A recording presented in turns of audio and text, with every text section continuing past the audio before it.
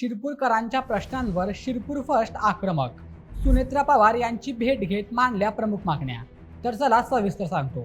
शिरपूर तालुक्यातील शेतकरी, महिला आणि विद्यार्थ्यांचे प्रलंबित प्रश्न सोडवण्यासाठी शिरपूर फर्स्ट या संघटनेने पुढाकार घेतला आहे. आज शिरपूर फर्स्टच्या शिष्टमंडळाने सुनेत्रा पवार यांची प्रत्यक्ष भेट घेऊन त्यांना या ज्वलंत प्रश्नासंदर्भात एक सविस्तर निवेदन दिले.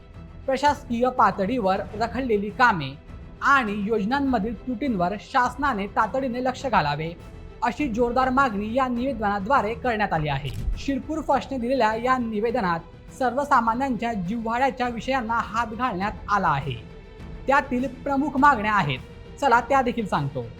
सर्वात प्रथम शेतकरी हिताच्या महत्त्वपूर्ण मागण्या. धुळे जिल्ह्यातील प्रमुख पीक असलेल्या कापसाचे मोठे नुकसान होऊनही शेतकऱ्यांना अद्याप पीक विम्याचा लाभ मिळालेला नाही. हा विमा तात्काळ वितरित करण्यात यावा. कर्जमाफी योजनेअंतर्गत जे शेतकरी प्रामाणिकपणे आणि नियमितपणे आपल्या कर्जाची परतफेड करतात त्यांच्यासाठीचा प्रोत्साहनपर निधी वाढवून मिळावा, जेणेकरून प्रामाणिक शेतकऱ्यांचा सन्मान होईल. वनपट्टाधारक म्हणजेच आदिवासी शेतकऱ्यांना शासनाच्या प्रणालीवर फार्मर ID मिळवताना अनेक तांत्रिक अडचणींचा सामना करावा लागतोय. शासनाने याकडे विशेष लक्ष देऊन ही प्रक्रिया सुलभ करावी, अशी देखील त्यांची मागणी आहे. द्वितीय, लाडकी बहीण योजनेतील त्रुटींवर रोष.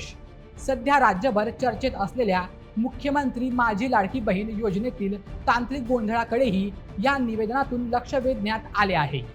शिरपूर तालुक्यातील अनेक पात्र आणि गरजू महिलांना तांत्रिक कारणास्तव अपात्र ठरवण्यात आले आहे. यामुळे अनेक महिला या लाभापासून वंचित राहिल्या आहेत.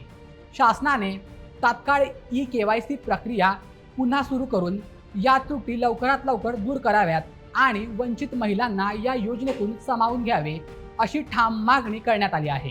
तृतीय, अभयारण्यातील शाळांसाठी पर्यावरणपूरक इमारती. केवळ शेतकरी आणि महिलांचेच नव्हे तर विद्यार्थ्यांचे प्रश्नही या भेटीत आग्रक्रमाने मांडण्यात आले. शिरपूर तालुक्यातील जो भाग अभयारण्यामध्ये येतो तेथील जिल्हा परिषदेच्या शाळांच्या इमारतींचा प्रश्न गंभीर आहे. वन विभागाच्या नियमांमुळे पक्क्या इमारती बांधण्यात अडचणी येतात. त्यामुळे या शाळांसाठी शासनाने तातडीने पर्यावरणपूरक इमारती म्हणजे इको फ्रेंडली बिल्डिंग्स उभारून घ्याव्यात, जेणेकरून निसर्गाचा समतोलही राखला जाईल आणि विद्यार्थ्यांना सुरक्षित वातावरणात शिक्षण घेता येईल. थोडक्यात सांगायचं झालं तर शिरपूर फर्स्टने अतिशय संयुक्तिक आणि तळागाळातील लोकांशी निगडीत असलेले हे सर्व विषय सुनेत्रा पवार यांच्या समोर प्रभावीपणे मांडले आहेत. या निवेदनामुळे आता शासन पातळीवर हालचालींना वेग येईल आणि शिरपूर तालुक्यातील प्रलंबित प्रश्नांवर लवकरच सकारात्मक तोडगा निघेल, अशी आशा नागरिकांकडून व्यक्त केली जात आहे. तर मित्रांनो, शिरपूर फर्स्टच्या या भूमिकेवर तुम्हाला काय वाटतं? तुमचं मत आम्हाला कमेंट करून नक्की कळवा आणि अशा व्हिडिओसाठी आपल्या बोलेमेच्या YouTube चॅनलला सबस्क्राईब करायला विसरू नका. धन्यवाद.